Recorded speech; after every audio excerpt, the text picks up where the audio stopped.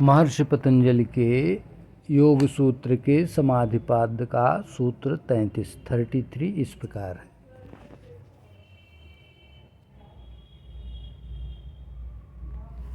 इसका तात्पर्य क्या है?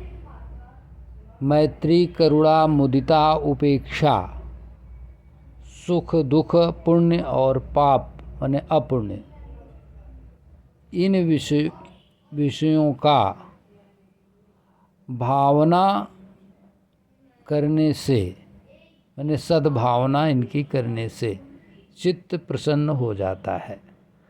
और प्रसादे सर्व दुखानां हानिरस्योपजायते प्रसन्न चेतसो ही आशु बुद्धि पर्यवतिष्ठते। जो प्रसन्न होने का प्रयास है, होना चाहिए, वह भी योग सूत्र में योग का प्रमुख पक्ष है। और इसके पूर्व में जो बताया गया है वह एक बार बोल देना आवश्यक है।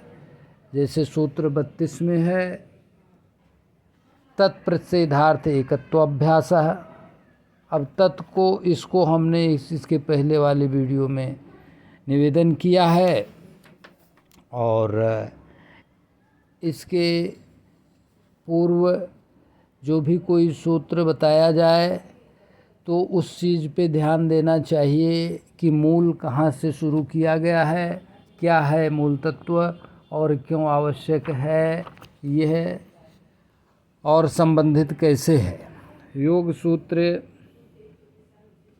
के सूत्र 2 में योग की परिभाषा है कि योग चित्त वृत्तियों का निरोध है। माने चित्त की वृत्तियाँ जो चित्त को विक्षिप्त कर देती हैं उनको नियंत्रित करना, कंट्रोल करना, यह योग है।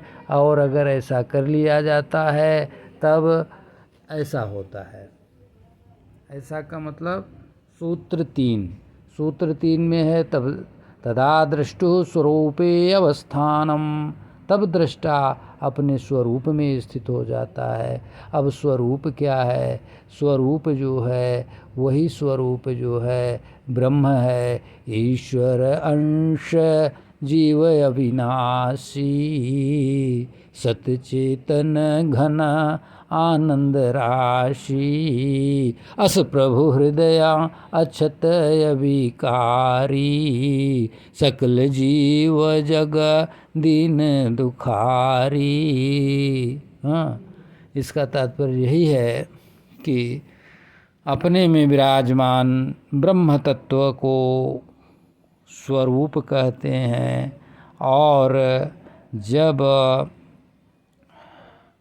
योगी साधक इस योग में सफल हो जाता है तब वो परम आनंद से भर जाता है, और जिस समय इसको पढ़ता, सुनता और समझता रहता है उसी समय उसको ऐसी शांति और आनंद की अनुभूति होती है कि उसका मन एकाग्र हो जाता है। अतः वह सामाजिक दायित्वों को पूर्ति करने के लिए पूरी तरह से ऊर्जा से भर जाता है।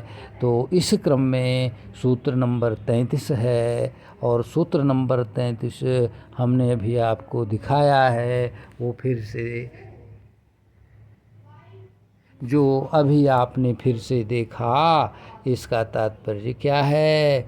मैत्री माने मित्रता, करुणा माने बिना कारण के दया करना लोगों पर, जीवों पर, मुदिता माने प्रसन्नता। योग में कहा जाता है कि हंसना बहुत ज़रूरी है। तो आसन में भी बताया जाता है, योग के क्लासों में भी बताया जाता है, यहाँ तक कि हा हा हा हा हा हंसने का अभ्यास भी कराया जाता है। लेकिन अगर विनोद का भाव, जो कि सात्विक विनोद का भाव से बातें करी जाएं तो और भी अच्छा है और सबसे अच्छा है। मुदिता मने मन की प्रसन्नता। उपेक्षा एक शब्द है। उपेक्षा शब्द को लोगों ने निगेटिव अर्थों में ले लिया है, जो कि ठीक नहीं लगता। उपेक्षा को महात्मा बुद्ध जी ने बहुत अच्छी तरीके से बताया है और परिभाषित किया है। वह चीज़ महात्मा बुद्ध जी का जो संकलन है वो जस का तस प्रामाणिक महापुरुष के द्वारा लिखा गया। मैं आप लोगों से यथाशीघ्र निवेदन करूंगा, हो सकता है इसी सूत्र की व्याख्या के लिए इसी के अगले भाग में निवेदन करें, क्योंकि मैत्री, करुणा, मुदिता और उपेक्षा को जितना बढ़िया भगवान महापुरुष श्री गौतम बुद्ध जी जिए हैं, प्रयोग करे हैं, उतना 1000-2000 साल में कोई किया हुआ दिखता नहीं है। तो उनके उपेक्षा विषय पे, उपेक्षा शब्द को परिभाषित करने के लिए उनका हमको स्मरण बार बार हो जाता है। उपेक्षा वो होती है, यहाँ पे समझ लें, क्योंकि उपेक्षा को लोगों ने नकारात्मक अर्थों में ले लिया है। अच्छे लोगों की भी उपेक्षा कर देते हैं, कहते हैं वो जा रहे थे और ऐसा था, मैंने उन्हें अवॉइड कर दिया। अरे भैया, अच्छे लोगों को अवॉइड न करो, ये उपेक्षा का नहीं मतलब है कि अच्छे लोगों को आप उपेक्षा कर। हाँ, गलत है। उपेक्षा क्या है तो सही महात्मा बुद्ध जी ने क्या कहा, वास्तविक अर्थ, सही अर्थ क्या है? उपेक्षा का मतलब है अगर आपको हमको कोई अपमानित कर दे तो अपने को एक बड़ा दुख होने का, एक कष्ट होने का, एक पीड़ा होने का भाव मन में जाग जाता है। तो अगर कोई व्यक्ति इस प्रकार से अपमानित कर दे, तिरस्कृत कर दे, तो ऐसी चीज़ को उपेक्षा कर दिया जाए। मतलब कोई बिना मतलब का गाली दे दे तो उससे उपेक्षा कर दिया जाए, उसको ध्यान न दिया जाए। यह एक बहुत बड़ी बात है। अगर कोई शत्रुता करता है तो क्या करना चाहिए, ये महात्मा बुद्ध जी ने भी बताया। उपेक्षा शब्द के अर्थ में ये मैं निवेदन कर रहा हूँ। उपेक्षा का ये मतलब है कि अपने को बुरा लगने वाली, अपने अंतरात्मा को कष्ट देने वाली, अपने मन को कष्ट देने वाली, दूसरों के दिए गए प्रतिघात को सहन कर लेना, उसको ध्यान उस पे न देना, वहाँ से ध्यान हटा लेना पूरी तरह से। इस चीज़ को उपेक्षा का वास्तविक तात्पर्य शास्त्रों में निरूपित किया गया है और महात्मा बुद्ध जैसे महापुरुषों ने भी यही चीज़ निरूपित किया है। अब सूत्र 33 में और भी तत्व है कि सुख, दुख, पुण्य और अपुण्य। अपुण्य को पाप कहते हैं। तो इन चीज़ों को, इन विषयों की भावना करने से चित्त प्रसन्न होता है।